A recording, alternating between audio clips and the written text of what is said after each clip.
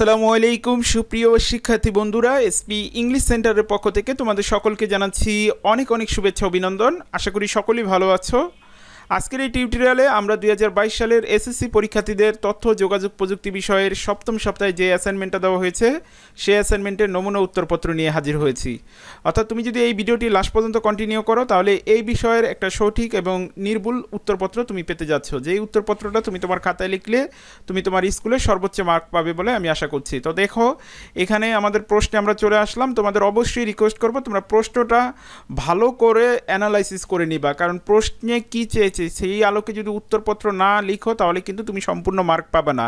তো দেখো, এখানে প্রশ্ন হচ্ছে কি, বিষয় তথ্য যোগাযোগ প্রযুক্তি, বিষয় কোড হচ্ছে 154, অ্যাসাইনমেন্ট নম্বর হচ্ছে 1 এবং অ্যাসাইনমেন্টের নির্ধারিত যে কাজটা রয়েছে এখানে দেখো প্রশ্ন যেটা যে অনলাইন ভিত্তিক বিভিন্ন সেবা আমাদের জীবনকে করেছে গতিময়, নিজে সহ মানে তুমি নিজে সহ পরিবারের সদস্যদের বিভিন্ন অনলাইন ভিত্তিক সেবা গ্রহণের আলোকে একটি রিপোর্ট প্রণয়ন অর্থাৎ তোমাকে একটা রিপোর্ট মানে প্রতিবেদন লিখতে হবে। তো এখানে দেখো নির্দেশনা দিয়েছে যে অনলাইন ভিত্তিক সেবার ধারণা, ই গভর্নেন্সের গুরুত্ব ব্যাখ্যা, পরিবারের সদস্যদের ই সেবার গ্রহণের সুযোগসমূহ উল্লেখ করে বর্ণনা এবং কোভিড কালে তুমি অনলাইন সেবা নিয়ে কিভাবে লেখাপড়া চালিয়ে যাচ্ছ তার বর্ণনা। এখানে দেখো নির্দেশক দেওয়া আছে অনলাইন ভিত্তিক সেবা। এখানে সর্বোচ্চ মার্ক যেই মূল্যায়ন নির্দেশনা সেখানে বলা হয়েছে যে কমপক্ষে 4টি অনলাইন ভিত্তিক সেবা ধারণা প্রদান করেছে কি, অর্থাৎ তোমাকে কমপক্ষে 4টা অনলাইন সেবা ধারণা প্রদান করতে হবে। খ নম্বর হচ্ছে ই গভর্নেন্সের গুরুত্ব। এখানেও বলছে ই গভর্নেন্সের কমপক্ষে 4টি গুরুত্ব তুলে ধরতে হবে। পরিবারের সদস্যদের ই সেবা গ্রহণের সুযোগসমূহ 4 বা তার অধিক সেবা গ্রহণের সুযোগ উল্লেখ করে বর্ণনা করতে হবে। আর এখানে দেখো কোভিডকালে অনলাইন সেবা নিয়ে লেখাপড়া চালিয়ে যাওয়ার উপায় বর্ণনা। তো বর্ণনায় কোভিডকালে শিক্ষামূলক প্ল্যাটফর্ম, অনলাইন ভিত্তিক শিক্ষা উপকরণের মাধ্যম, ডিভাইস ব্যবহার বিষয়ক যথাযথভাবে এসেছে কিনা সেগুলো তোমাদের মূল্যায়ন করতে হবে। তো আমরা আমাদের উত্তরপত্রে চলে যাওয়ার আগে আরেকবার ক্লিয়ার হয়ে নেই। এটা হচ্ছে assignment number 1, SSC 2022 7th week assignment, subject ICT, subject code হচ্ছে 154। আর অ্যাসাইনমেন্টের শিরোনাম হবে অনলাইন ভিত্তিক বিভিন্ন সেবা আমাদের জীবনকে করেছে গতিময়। এখন দেখো, যেহেতু এটা একটা রিপোর্ট বা প্রতিবেদন লিখতে বলেছে তাহলে অবশ্যই তুমি প্রথমে যেই তারিখে লিখবা সেই তারিখটা এখানে দিবা, তারপর বরাবর প্রধান শিক্ষক, তোমার স্কুলের নাম দিবা। বিষয় হচ্ছে অনলাইন ভিত্তিক সেবা গ্রহণ সম্পর্কে একটি রিপোর্ট বা প্রতিবেদন, অর্থাৎ তুমি প্রতিবেদনও লিখতে পারো, রিপোর্টও লিখতে পারো। আর জনাব বিনীত নিবেদন, এই যে আপনার আদেশ নং ক ন শ শ, এটার মানে হচ্ছে এই দেখো কতে কবি আর নতে নজরুল, শতে সরকারি আর শতে স্কুল। তো এখানে তোমার স্কুলের প্রত্যেকটা ওয়ার্ডের আগের অক্ষর অর্থাৎ প্রথম যে অক্ষরটা সেটা লিখে দিবে এবং এই নাম্বারটা তুমি তোমার নিজের মতো করে দিতে পারো। আর এইখানে তুমি এইখানে যেই দিনকার লিখবা তার থেকে 2 দিন আগের তারিখ তুমি দিয়ে দিবা। তো এত অনুসারে অনলাইন ভিত্তিক সেবা গ্রহণ সম্পর্কে আমার নিজের তৈরি একটি প্রতিবেদন নিম্নে পেশ করছি। তো প্রতিবেদনের কভার লেটারের পরে অবশ্যই তোমাদের কী দিতে হবে, টাইটেলটা দিতে হবে যে অনলাইন ভিত্তিক বিভিন্ন সেবা আমাদের জীবনকে করেছে গতিময়। আর তোমাদের একটু সুবিধার্থে বলি যে ক খ গ নং দিয়ে না লেখাই শ্রেয়, তথা তোমাদের এখানে সুবিধার্থে আমি ক খ গ দিয়ে লিখেছি। তোমরা শুধু জাস্ট এই যে এখানে যে অনলাইন ভিত্তিক সেবা ধারণা এটা লিখে দিবা, ক খ গ এটা লেখা দরকার নেই। তো দেখো প্রথমে আমরা কি লিখেছি, ভূমিকা লিখেছি। ই সার্ভিসের পূর্ণরূপ হচ্ছে ইলেকট্রনিক সার্ভিস, আর ই সার্ভিস বিভিন্ন অনলাইন সেবাকে বোঝায়। আর ইন্টারনেটে অনলাইন যে সেবা পাওয়া যাচ্ছে তাই হচ্ছে সার্ভিস বা ইলেকট্রনিক সেবা। যেমন সরকারি বেসরকারি অনেক সেবামূলক সংস্থা সার্বক্ষণিকভাবে অথবা সময়ে সময়ে দেশের জনগণকে বিভিন্ন সেবা প্রদান করে থাকে।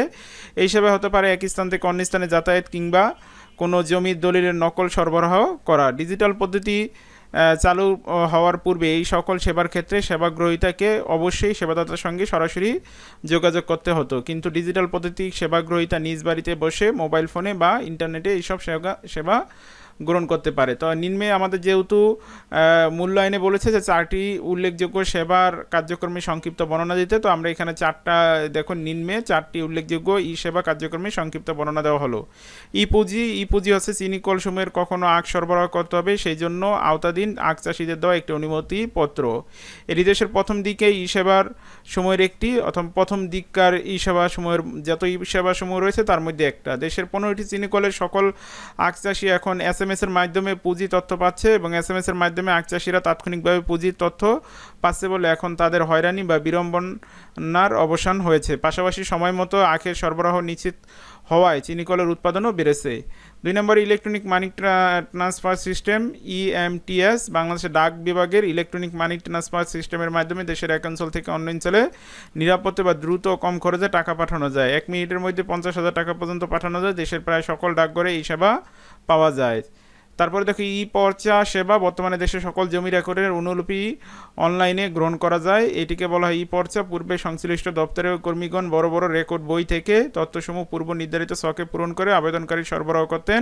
এই জন্য আবেদনকারীকে যেমন সরাসরি উপস্থিত হতে হতো, তেমনি সংশ্লিষ্ট দপ্তরের কর্মীরা গতানুগতিক পদ্ধতিতে পর্চা তৈরি করতেন। বর্তমানে এটি ই সেবার আওতাধীন আসাতে আবেদনকারীর দেশ বিদেশের যে কোনো স্থান থেকে নির্দিষ্ট সেবা গ্রহণ করতে পারেন।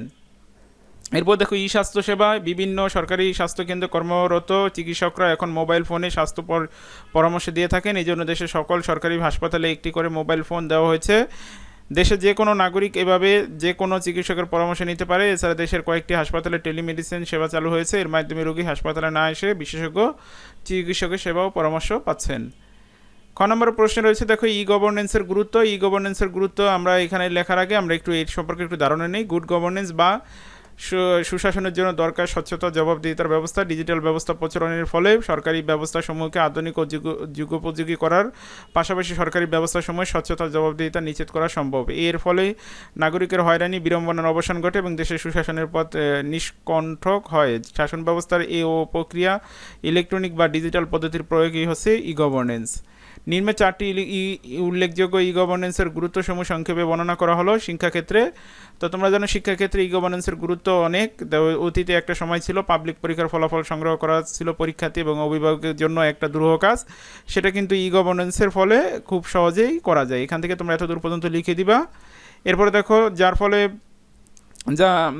ফলে ফলাফল জানা যায় বিড়ম্বনার ছিল সেটার অবসান হয়েছে। শিক্ষাক্ষেত্রে ই গভর্নেন্সের আরও একটি উদাহরণ হলো উচ্চশিক্ষা প্রতিষ্ঠানে ভর্তির জন্য মোবাইল ফোনের আবেদন করার সুবিধা। উদাহরণ হিসেবে বলা যায় পূর্বে যশোর জেলার একজন শিক্ষার্থী সিলেটের শাহজালাল বিজ্ঞান ও প্রযুক্তি বিশ্ববিদ্যালয়ে ভর্তি হতে ইচ্ছুক হলে তাকে অনেকগুলো কাজ সম্পূর্ণ করতে হতো। এই জন্য নিজে অথবা প্রতিনিধিকে সিলেটে গিয়ে একবার ভর্তির আবেদনপত্র সংগ্রহ এবং পরে আবার আবেদনপত্র জমা দিতে হতো। বর্তমানে মোবাইল ফোনে আবেদন করা যায়। ফলে ভর্তি ইচ্ছুকদের ভর্তির আবেদন ফর্ম জোগাড় ও জমা দেওয়ার জন্য শহর থেকে শহরে ঘুরতে হয় না। বর্তমানে বিভিন্ন বিশ্ববিদ্যালয়ে যাবতীয় তথ্য ওয়েবসাইটের মাধ্যমে পাওয়া যাচ্ছে এবং অনলাইনের মাধ্যমে ভর্তির আবেদন জমা নেওয়া হচ্ছে এবং ভর্তি প্রক্রিয়া সম্পূর্ণ হচ্ছে। ই সেবা কেন্দ্র এখান থেকে তোমরা এতদূর পর্যন্ত লিখে দিবা।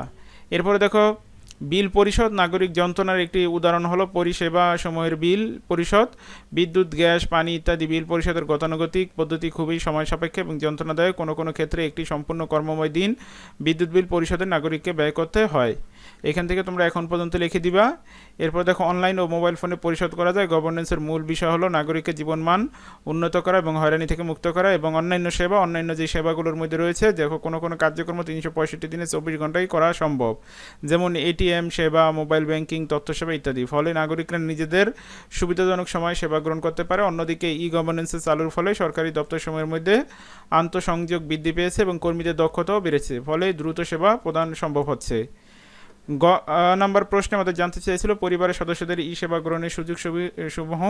তো বর্তমানে তথ্য যোগাযোগ প্রযুক্তির আশীর্বাদে বেশিরভাগ কষ্টসাধ্য কাজগুলোই আমরা ঘরে বসে করতে পারি খুব সহজে। পরিবারের সদস্যরা যে সমস্ত ই সেবা গ্রহণ করতে পারে তার কয়েকটি নিম্নে উল্লেখ করা হলো। রেলওয়ের টিকিটিং ও মোবাইল টিকিটিং।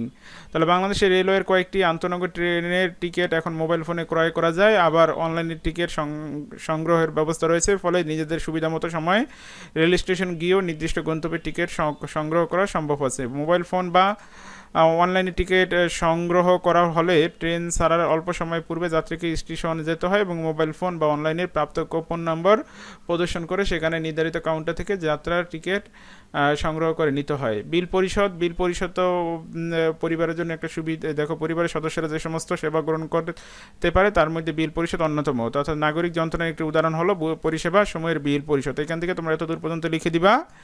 এরপরে দেখো ইলেকট্রনিক মানি ট্রান্সফার সিস্টেম, এটাও কিন্তু আমাদের পরিবারের সদস্যরা এই সেবাটা গ্রহণ করতে পারে, অর্থাৎ বাংলাদেশের ডাক বিভাগের ইলেকট্রনিক মানি ট্রান্সফার সিস্টেমের মাধ্যমে দেশের এক অঞ্চল থেকে অন্য অঞ্চলে নিরাপদে দ্রুত কম খরচে টাকা পাঠানো যায় 1 মিনিটে। এটা কিন্তু আমরা এর আগে খ নাম্বার কোশ্চেনে আমরা এগুলো লিখেছি, অর্থাৎ গ এবং খ নাম্বার প্রশ্ন কিছুটা সামঞ্জস্যপূর্ণ, এই জন্য আমরা এখানে এটা সেম লিখে দিছি, তোমরা সেটা লিখে দিতে পারো। এরপর গ নম্বরে 4 নম্বরে দেখো ই পর্চেসের সেবা, বর্তমানে দেশের সকল জমির রেকর্ডের অনুলিপি অনলাইনে গ্রহণ করা হয়। আর লাস্ট যে কোশ্চেনটা ছিল তোমাদের অবশ্যই বলি, তোমরা কিন্তু এই নাম্বারগুলো দিবে না, তোমরা জাস্ট প্রশ্নটা লিখে দিবা যে বর্তমানে কোভিড-19 পরিস্থিতিতে অনলাইনের মাধ্যমে লেখাপড়া চালিয়ে যাওয়ার উপায়। বিশ্বজুড়ে এখন বড় আতঙ্কের নাম হচ্ছে কোভিড-19 বা নোবেল করোনা ভাইরাস। আমরা একটা সময় পার করছি যখন বাংলাদেশের প্রতিনিধিত্ব বেড়ে চলছে, প্রতিদিনই বেড়ে চলছে আক্রান্ত সংখ্যা এবং মৃত্যু সংখ্যা অন্য সব কিছুর মতো স্থবির হয়ে পড়েছে আমাদের শিক্ষা প্রতিষ্ঠানগুলো। লাখ লাখ শিক্ষার্থী ঘরবন্দি হয়ে দিন গুনছে এক অজানা ভবিষ্যতের। বর্তমানে কোভিড-19 এমন পরিস্থিতি স্কুল কলেজ বন্ধ থাকলেও তথ্য যোগাযোগ প্রযুক্তির আশীর্বাদে আমরা ঘরে বসে লেখাপড়া চালিয়ে যেতে পারছি। এক্ষেত্রে আমাদের শিক্ষকরা ঘরে বসে কী করছে, ফেসবুক লাইভ, ইউটিউব লাইভ ও জুম মিটিংয়ের মাধ্যমে আমাদের ক্লাসগুলো নিচ্ছেন। এখানে দেখো একটা জিনিস দুইবার এসেছে যে আমাদের শিক্ষকরা ঘরে বসে এক্ষেত্রে তোমরা এই একটা কেটে দিবা। তো আমরা তাদের সাথে সরাসরি কথা বলতে পারি, কোনো কিছু না বুঝলে তাদেরকে জিজ্ঞাসা করতে পারি, তারা আমাদেরকে সমাধান দিতে পারে। এছাড়া এই মুহূর্তে দেশব্যাপী ডিজিটাল ব্যবস্থার প্রয়োগ এবং প্রয়োজনীয়তাও আমরা বিশেষভাবে উপলব্ধি করতে পারছি। বঙ্গবন্ধু শেখ হাসিনার চিন্তার ফসল ডিজিটাল বাংলাদেশের সুযোগ ব্যবহার করে এখন প্রত্যন্ত অঞ্চলে ডিজিটাল শিক্ষা পৌঁছে যাচ্ছে। বিশেষ করে এই দুর্যোগ মুহূর্তে অনলাইন প্ল্যাটফর্ম হতে পারে শিক্ষার প্রধান মাধ্যম।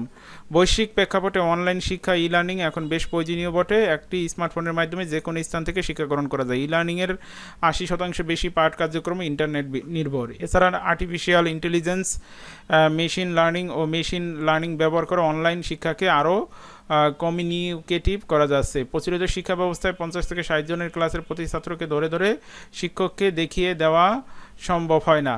ই লার্নিংয়ের মাধ্যমে শিক্ষার্থীদের যথোপযুক্ত শিক্ষা নিশ্চিত করতে পারলে এটা বেশ উপকারী হবে। এরপর যেহেতু এটা প্রতিবেদন, তাহলে প্রতিবেদকের নাম ও ঠিকানা তোমরা তোমাদের নাম ঠিকানা লিখে দিবা, অর্থাৎ নাম লিখে দিবা, শ্রেণী লিখে দিবা, রোল লিখে দিবা এবং তোমার স্কুলের নাম এবং প্রতিবেদনটা তুমি কবে তৈরি করেছো সেটা লিখে দিবে এবং এটার সময়কাল কখন, তুমি কি রাতে লিখেছো না দিনে লিখেছো সেটাও লিখে দিবা। তো এই হচ্ছে তোমাদের যে আইসিটি বিষয় অর্থাৎ তথ্য যোগাযোগ প্রযুক্তি যে বিষয়টা রয়েছে সেই বিষয়ের অ্যাসাইনমেন্টের উত্তরপত্র। আশা করি উত্তরপত্রটা তোমাদের ভালো লেগেছে, আর উত্তরপত্রটা ভালো লাগলে অবশ্যই ভিডিওটিতে একটি লাইক দিয়ে দিবা এবং বন্ধুবান্ধবের সাথে শেয়ার করবা, কারণ তোমার একটি শেয়ার তোমার বন্ধুবান্ধবের অনেক উপকারে আসবে বলে আমি মনে করছি। আর এটা আমি খুব নির্ভুলভাবে বানানোর চেষ্টা করেছি। তো তোমরা এটা যদি লেখো আশা করি তোমার স্কুলে তুমি সর্বোচ্চ মার্ক পাবা। তারপর তুমি যদি চাও একটু মডিফাই করতে তুমি সেটা মডিফাই করে নিতে পারো। তো এরপরে তোমরা কোন বিষয়ে অ্যাসাইনমেন্টের উত্তরপত্র চাও সেটা আমাকে জানিয়ে দিও কমেন্টের মাধ্যমে, এবং কেউ কোথা থেকে দেখছো সেটা কমেন্টের মাধ্যমে জানিয়ে দিও।